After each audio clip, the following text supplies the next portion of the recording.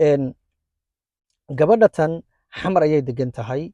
waxaa maaragtay loo soo diray linki, waxaa la yidhi sida ugu dhaqsiyaha badan ayaan maaragtay Canada kugu geynaynaa.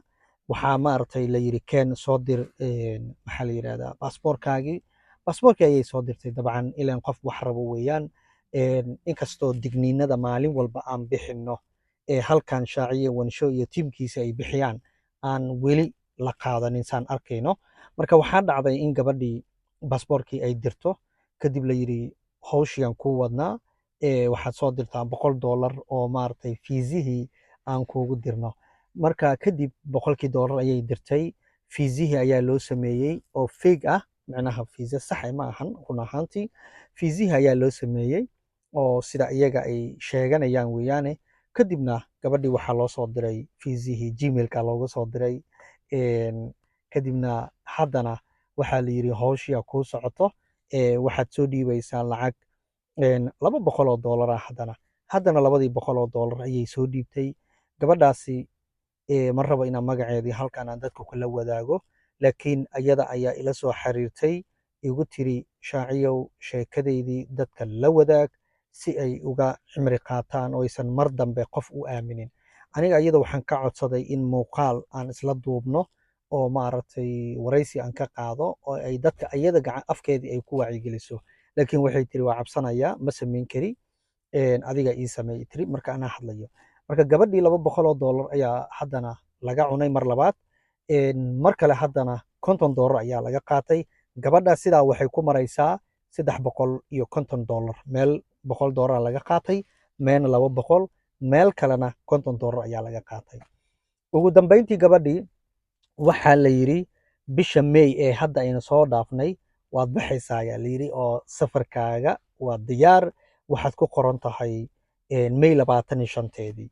gabadhii informationkii ayay ila soo wadaagtay. waxay igu tiri niyow May 25-teeda baxaysaa lagu dhahay, warkaa maxaa ka jiro. gabadhii waxaan ka codsaday in informationadii ay ila soo wadaagto. informationadii ay isweydaarsadeen raggaasi ayay ila soo wadaagtay. waxaan ku dhahay walaalay waxaas ma jiraan, ka joog, lacag danba ha bixin. gabadhii haddana waxaa la yidhi lacag kala keen. lacag kale ayay bixisay, 150 ilaa 200 meelahaas ayay mar kala bixisay. waa markii kale. haddana waxaa la yidhi fiisahaagii dib ayuu dhacay, bisha 6aad ayaad baxaysaa. haddana bishii 6aad markii la gaaray waxaa la yidhi qolyaa ku haysto, meelahana lagaa haystaa, markaasaan u furfurno lacag maaragtay $50 keen. haddana $50 kale ayay bixisay gabadhii.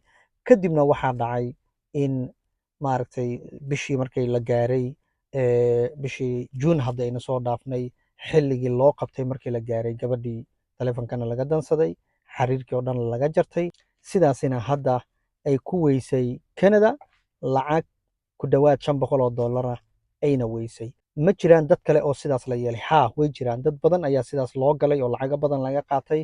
qaar ayaa ilaa iyo $5,000 laga qaatay. su-aasha meesha taala waxay tahay, Canada dadka miyay dad u soo dirsadaan oo mukhalasiina hawsha u wado, ama mukhalas hawshaas ma kuu fulin karaa inta fiisa kuu soo diro? maya, mukhalas fiisana kuuma soo diri karo, hawshaasna kuuma fulin karo.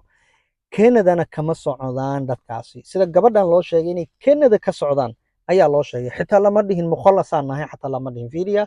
waxaa la dhahay annaga waxaan toos ula shaqaynaa Canada, ayagaa programkan noo xil saartaa la yidhi.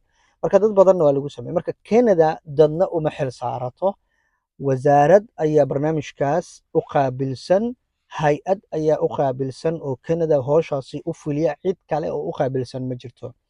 haddii aad lagu dhaho fariyaad ku baxaysaa iyo haddii lagu dhaho lacagaad ku baxaysaa, warkaa ma jiro ilaa ima dowladda Canada wasaaradeedii iyo hay-adda u qaabilsan arrimahaasi unbaa hawshaas wadi kara. marka ayaa lagu qiyaanin. waxaan kaa codsanayaa muuqaalkan inaad asxaab badan gaarsiisid si meel fog uu u gaaro, si asxaab badan lacagtoodii la dhici lahaa ay uga waansi qaataan. wassalaamu calaykum waraxmatullahi wabarakaatu.